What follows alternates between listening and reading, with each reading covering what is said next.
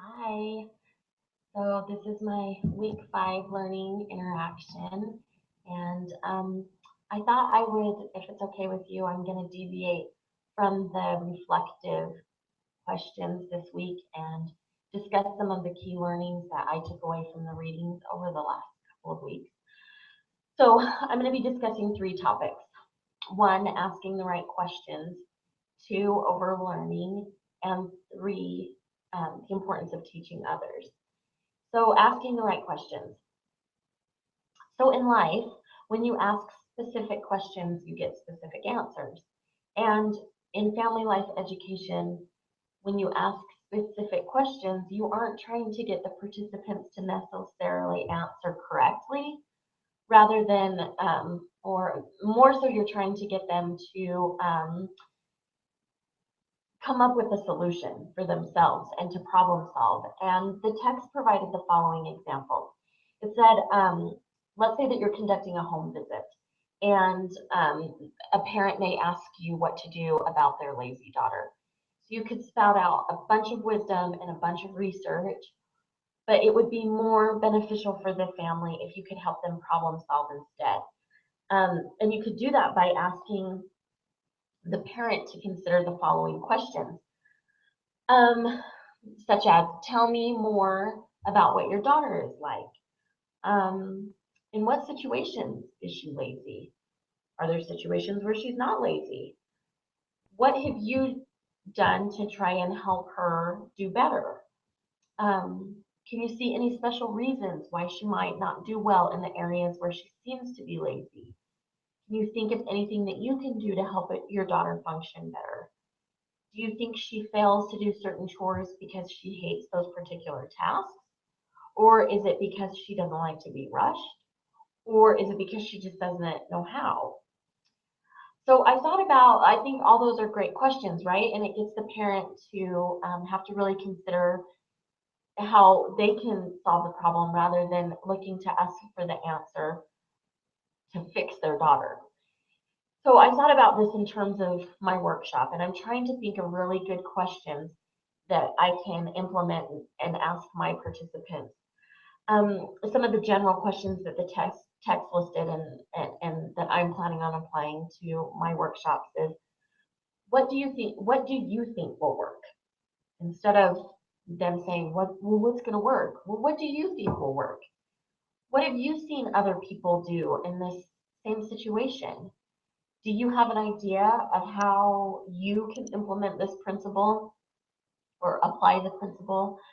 What do you think would work for your family? How would you apply that principle to make your family better? What have you learned from your experience? And then finally, can you think of other things that you would like to try? So can you see how asking these types of questions makes your participant really have to think of the solution for themselves, and consider that rather than us just telling them what to do. It's going to have way more of an impact on them if they come up with the answer themselves, if they come up with their own solution, than if somebody just tells them what to do. So another principle to an effective program is overlearning. And the text said, appropriate practice is the single most neglected aspect of effective instruction. New behavior needs to be practiced over and over again. This practice is referred to as overlearning. So I thought about this principle and also how it applies to gospel learning. So why do you think that we're taught the same gospel principles and concepts over and over and over again? It's because we're creatures of habit, right? So all of our behavior, no matter what it is the result of purposeful patterns. So we do what we do because we get some kind of reward from it, good or bad. So it would be great if we could just go and listen to a sermon on prayer and then just go home and implement it. But most of us aren't going to do that because we are going to fall right back into the same patterns of communication that we did before we heard the sermon, unless we practice, practice, practice, practice. So the same is true in family life education, right? So if somebody comes to one of our workshops, they're not just going to immediately go home and implement what we've told them to do and change their lives. They have to practice it, or it's not going to happen. And they're probably going to have to relearn it over and over and over again. So as we're getting ready to get our workshops put together, I've been trying to think of ways to get my participants to practice the concepts rather than just me lecture about them.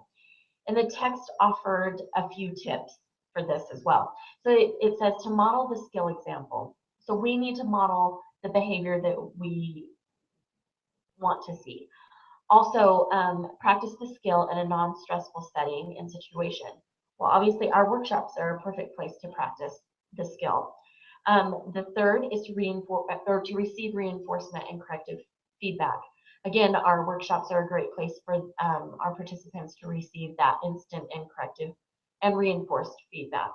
And then fourth is to use the skill in a real setting. So it would be great if we could encourage our participants to go home and implement and practice the skill at home. And then when they come back to the next session, report back what they've learned and how they were able to do that or not do that, and then kind of rework it. So the last tool I want to discuss is having participants teach others what they have learned. So this is not only a family life education best practice, but we know that this is it's a critical part of the BYU Idaho learning model. And it's for good reason. The text reads, there is nothing quite like teaching to force us to understand a principle and how it works.